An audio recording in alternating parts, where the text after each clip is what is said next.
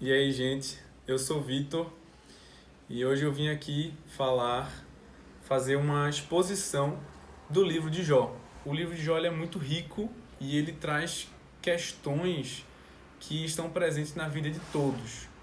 E nós vamos ver que questões são essas. A autoria dele, ou seja, quem escreveu o livro de Jó, é um assunto incerto. Muitos estudiosos, na verdade, a tradição judaica diz que seria escrito por Moisés, mas, enfim, tem muitas outras pessoas estudiosos, que têm outras teses e defendem outras coisas.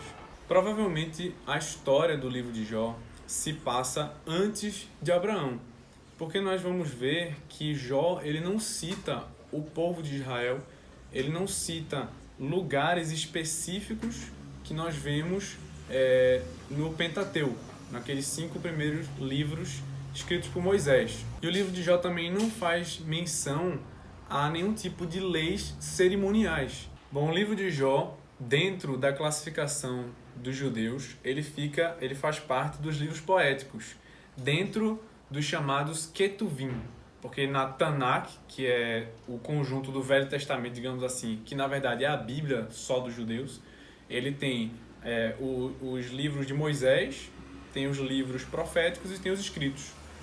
E aí os escritos são esses Ketuvim, né, que tem vários livros. E aí dentro desse é que a gente encontra tanto Jó, Salmos, Provérbios também.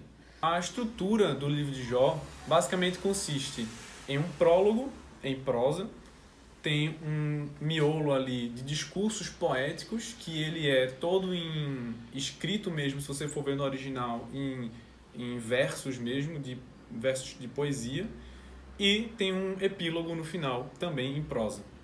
Como tema principal, como tema central do livro de Jó, a gente tem várias discussões sobre o princípio da retribuição, ou então a justiça retributiva.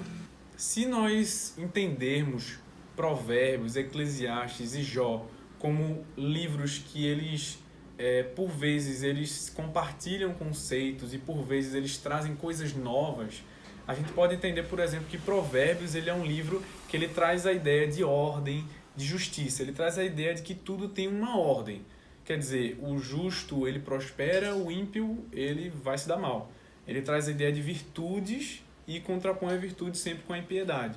Em Provérbios, capítulo 29, versículo 6, diz: na transgressão do homem mau há laço, mas o justo canta e se regozija. E essa é a ideia que a gente vê repetidamente em Provérbios. Quer dizer, o justo se dá bem, o ímpio se dá mal. Já em Eclesiastes, a gente vê que a coisa começa a ficar um pouco mais obscura, no sentido de um pouco mais difícil de ser entendida, um pouco mais complexo. Eclesiastes traz desde os primeiros versículos, versículo 2, 3 em diante, a ideia de que tudo é vaidade, de que as coisas são vãs. E vaidade, no termo hebraico, ele se assemelha a um sopro, a um vento. É como o vento, é vazio. Muitas coisas são vazias. Às vezes as coisas não fazem tanto sentido quanto parecem fazer sentido. E o livro de Jó, ele vai explorar ainda mais a vaidade das coisas e vai trazer o conceito.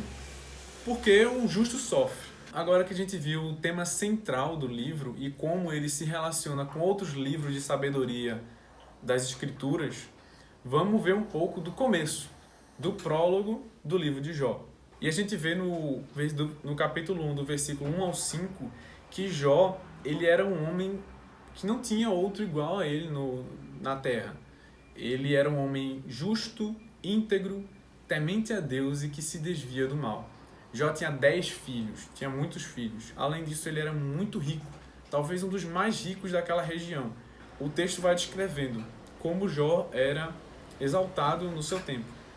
Além disso, os seus filhos, os 10 filhos, eles tinham ciclos de jantar, né? E quando acabava esses ciclos, Jó, ele intercedia pelos filhos dele com medo de que eles tivessem abençoado a Deus. Porque, de fato, no termo hebraico, o termo hebraico é, de fato, abençoado. Só que é abençoado no sentido como se fosse irônico. Né? Jó temia que eles tivessem abençoado, entre aspas, no caso, amaldiçoado a Deus.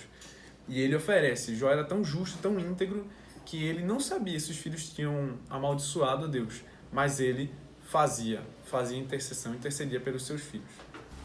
Então, do versículo 6 ao 12, o trecho ele descreve uma corte celeste, na qual os anjos, aqui o termo é filhos de Deus, que é comumente usado para anjos no Velho Testamento, eles aparecem numa corte celeste. E aparece entre eles uma figura nova na narrativa bíblica aqui, pelo menos na história de Jó, que é a figura do inimigo, do Satã, que aparece não como nome próprio, mas como nome comum, que é um termo simplesmente para dizer alguém que está se opondo ou fazendo algo contrário, um movimento contrário. Mas aqui ele aparece diferente, ele aparece com um artigo definindo, ou seja, é o inimigo, é o adversário. E ele aparece. E o interessante é que quem começa o discurso, quem começa a conversa, não é esse inimigo, mas é o próprio Deus. O próprio Deus em sua corte, diante dos anjos, chega esse Satã entre eles e ele pergunta, de onde você veio? E aí ele fala, eu vim de rodear a terra e passear por ela. E depois ele pergunta, viste o meu servo Jó, como ele é íntegro, reto, temente a Deus e se desvia do mal? Algumas linhas vão dizer que talvez Jó não fosse tão reto assim. Porém, o próprio Deus fala isso diante da corte celeste, mostrando que é um pouco difícil afirmar que Jó realmente não fosse isso, porque o texto afirma e o próprio Deus fala isso diante do inimigo. Então o inimigo ele traz uma argumentação. Será que é sem motivo que Jó teme a Deus? Por acaso teme Jó a Deus debalde? Debalde significa sem motivo algum. E aí Satã diz, você tem enchido ele de bênção, você tem enchido ele de bênçãos sem medida. Jó tem sido abençoado. Então a ideia aqui é que Deus está comprando, é como se Deus estivesse comprando Jó com as bênçãos. É esse o argumento que ele usa. E aí o inimigo diz, toca no que ele tem. E você vai ver se ele não vai abençoar você diante da sua face. Então Deus dá a permissão e a gente começa a ver Jó perdendo todas as coisas. Ele perde os animais que ele tinha, muitos animais. Ele perde os servos que ele tinha, que ele também tinha diversos servos. E ele perde também os filhos. Ele perde os 10 filhos, todos de uma única vez. Sopra um vento, desaba o casarão que eles estavam e todo mundo morre. E diante de tudo isso, diante dessa notícia que trouxeram os poucos servos que sobraram para trazer essa notícia, Jó ele demonstra uma postura inesperada, uma postura digna de ser copiada. E nós lemos a partir do versículo 20 do capítulo 1. Então, Jó se levantou, rasgou seu manto e rapou a sua cabeça e se lançou em terra e adorou. Esses sinais, né, de rasgar-se, de rapar a cabeça, era sinal de luto. Mas ele lançou-se na terra e adorou. E disse, nu saí do ventre de minha mãe e nu tornarei para lá. O Senhor o deu, o Senhor o tomou. Bendito seja o nome do Senhor. E no versículo 22, em tudo isto, Jó não pecou, nem atribuiu a Deus falta alguma. Quer dizer, o próprio texto fala que Jó não pecou. Falando essas coisas e vendo Deus dessa forma, Jó não pecou, ele não atribuiu a Deus falta alguma. Na verdade, ele fez algo que é muito difícil de se fazer. Numa situação dessa, ele adorou a Deus, ele reconheceu a soberania dele e que ele estava, de alguma forma, no controle de tudo isto. Como se isso não bastasse, novamente, no capítulo 2, a partir do versículo 1 ao 6, novamente o texto descreve uma nova corte celeste.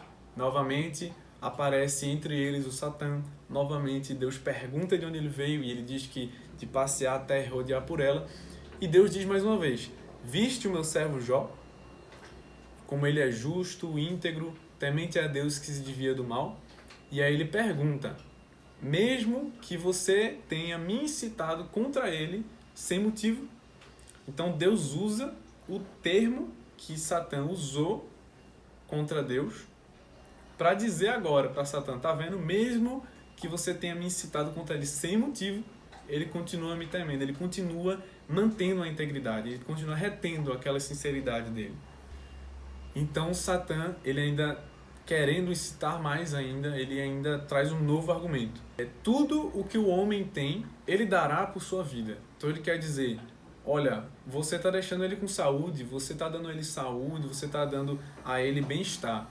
Você tirou os bens dele, mas ele ainda tem algo. Então ele ainda está sendo comprado. Isso é o que o Satã está querendo dizer. Então ele diz, toca na pele dele e você vai ver se ele não vai te abençoar. Então Deus mais uma vez diz, tá bom, eu permito, só não tire a vida dele, só não tire a vida dele, né? Só não mate ele. Satã, com a permissão de Deus, vai lá e fere Jó dos pés à cabeça, com chagas, com úlceras, e Jó fica desolado, completamente desolado. Já perdeu tudo que tinha e ainda agora veio uma doença, uma enfermidade horrível, e ele senta no chão mais uma vez, se coçando com um caco, né, com cinza, ou seja, em extremo luto, horrível, uma situação péssima. E aí ainda vem, por sinal, a mulher dele para perguntar para ele, homem, você ainda retém a sua integridade? Ela diz, abençoa a Deus e morre. E aí nós vemos a resposta de Jó, como ele se mantém firme e ele não abre mão. Jó responde, como fala qualquer doida, falas tu, receberemos o bem de Deus e não receberíamos o mal? Em tudo isto, Jó não pecou com os seus lábios, também diz a Escritura. Então, vendo Jó dessa forma, ele não permite que as circunstâncias o façam blasfemar ou se voltar contra Deus, no sentido de acusá-lo de alguma coisa, ou no caso, amaldiçoar, né? Abençoar a Deus diante da face de Deus. Jó não abre mão. Jó, mesmo em luto, mesmo reconhecendo a dificuldade, ele permanece firme. Então, do versículo 11 ao versículo 13, a gente vê a descrição de amigos de Jó, Zofar, Bildade e Elifaz, se reunindo em torno dele e ficando em luto com ele, né? Durante vários dias em silêncio de luto, porque era tremendo a dificuldade, o sofrimento de Jó. Bom, então a partir daí começam vários ciclos. Na verdade, primeiro tem uma pequena introdução de Jó, no capítulo 3, onde ele lamenta a vida dele, e depois começam vários ciclos de discursos entre Jó e os amigos de Jó. E os discursos dos amigos de Jó, eles se repetem muito. Eles se repetem muito e trazem sempre a mesma ideia. Primeiro, eles acusam Jó de ter um pecado oculto, de ter algo que ele não sabia e por isso que ele está errando tanto. Então eles dizem, olha, eles trazem aquela ideia, olha, eu nunca vi nenhum íntegro sofrendo tanto. E eu nunca vi um ímpio se dando bem. Então é como se eles estivessem sempre dizendo, Jó, olha aí, você está fazendo algo de errado, você precisa se arrepender. Olha bem a sua vida, se arrepende que Deus vai retribuir. Uma dica muito boa para entender e para ler os discursos é o seguinte, eles usam muitas vezes princípios bíblicos para defender uma causa errada. Porque a gente vai ver no final que Deus ele não aprova os discursos dos amigos de Jó. Enquanto que Jó, o que é que ele alega? Durante todo o discurso, Jó alega que ele realmente não pode se justificar diante de Deus, mas ao mesmo tempo ele quer ter, como se fosse assim, estar no tribunal diante de Deus. Ele quer apresentar sua defesa. Tem muitos termos jurídicos, juridiquês, digamos assim, do povo judaico, expressando essa ideia de que ele quer estar diante de Deus se defendendo sua causa. E além disso, ele sempre fica perguntando por que de tanto sofrimento dele. Afinal, ele tem a mente limpa de que ele não fez algo tão grande assim, tão grande, tão ruim assim. Depois do último discurso de Jó, aparece a figura de um novo amigo, né, que é o Eliú, que ele também fala coisas muito boas. Então, depois de todos esses discursos, esses ciclos de discurso, Deus ele responde. E aqui Deus ele não responde diretamente a um questionamento de Jó ou dos amigos de Jó. Ao invés disso, ele traz uma série de perguntas retóricas, perguntando onde Jó estava e o que Jó estava fazendo e se ele entendia todas as coisas que foram criadas, tudo o que acontece. Ele começa falando do versículo 1 do capítulo 38 ao versículo mais ou menos 38, ele vai falar só sobre fenômenos naturais. Ele vai comparando os fenômenos naturais, perguntando se Jó entende, se Jó sabia que tudo estava acontecendo. Depois disso, no versículo 39, no próximo capítulo 39, ele também vai falando agora de animais e da vida dos animais. Ou seja, o que Deus quer mostrar com tudo isso, né? O que a gente despreende disso? Que ele parece dizer, olha, eu estive em todos os lugares até agora. Eu estive orquestrando tudo isto aqui que está acontecendo até agora. Eu vejo tudo, eu penso em tudo, eu sei de tudo. E você, Jó? Você que está aí querendo se defender diante de mim. Você, onde você estava quando eu orquestrei todas essas coisas? Nem Jó, nem os amigos de Jó têm acesso ao que acontecia na corte celestial. Eles não entendiam o que estava acontecendo. Portanto, eles não podiam argumentar com Deus sobre o que estava acontecendo. Porque quem sabia que era melhor? Quem sabia o que deveria acontecer? É quem estava orquestrando tudo isso. É quem estava sobre tudo isso, soberanamente sobre tudo isso. Deus usa a imagem de duas figuras maravilhosas, né? Que a gente não sabe hoje se eram por acaso, sei lá, dinossauros, algumas pessoas defendem, mas a gente não sabe. A gente sabe que Deus usa a figura desses dois animais, que é o Behemoth e o Leviatã, para ilustrar a grandiosidade de Deus. Ele compara, né? E aí, falando sobre o Leviatã, ele vai dizer no capítulo 41, a partir do versículo 8 até o 11. Se puseres a mão sobre ele, te lembrarás da peleja e nunca mais o intentarás. Toda esperança de apanhá-lo é vã. O homem será derrubado só em vê-lo. Ninguém é tão feroz que se atreva a despertá-lo. Quem, pois, é capaz de erguer-se contra mim? Quer dizer, ele comparando o Leviatã, ele compara o Leviatã a ele mesmo. Ou seja, quem, pois, é capaz de erguer-se contra mim? Versículo 11. Quem primeiro me deu, para que eu deva retribuir-lhe? Tudo o que está debaixo do céu é meu. Então, depois de todo esse discurso maravilhoso, podem ler, de Deus, Jó, então, ele se arrepende. Então respondeu Jó ao Senhor: eu sei que tudo podes, nenhum dos teus planos pode ser impedido. Quem é aquele, perguntaste, que sem conhecimento encobre o conselho? Certamente falei do que não entendia, coisas maravilhosas demais para mim, e que eu não compreendia.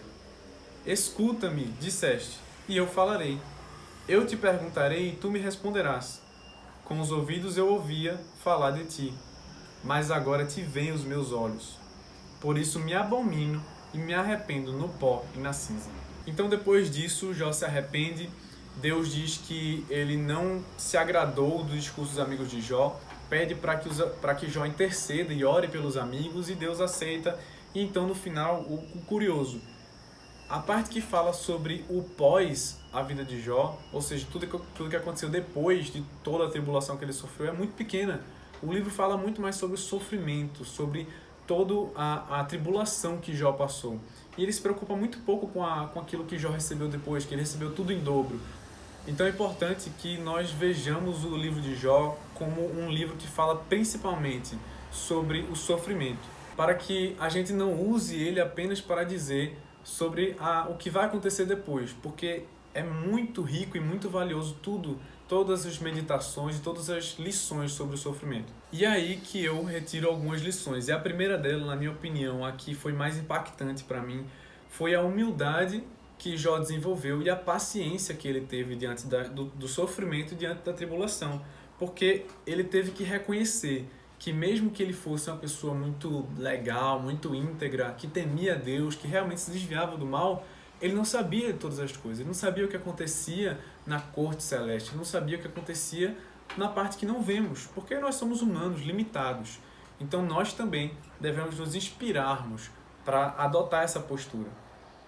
A segunda lição, eu entenderia a compaixão que faltou com os amigos de Jó. Porque enquanto Jó sofria e estava numa situação horrível, perdeu tudo, os amigos de Jó fizeram o quê? Os amigos de Jó fizeram um discurso bonito, eloquente, mas não tiveram compaixão. Não tiveram compaixão por Jó, pelo que ele passava. E muitas vezes acusavam Jó, talvez injustamente. Tanto é que Deus não se agradou deles. E como terceiro ponto, eu diria confiar, no caso nosso, no Pai, em tudo. No que é hoje o nosso Pai.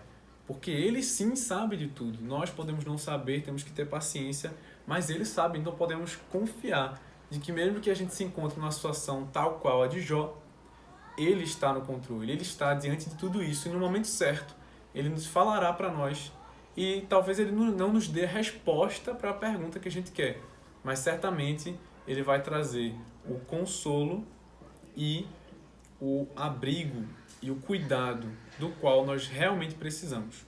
É isso, gente. Espero que vocês tenham gostado. Até a próxima!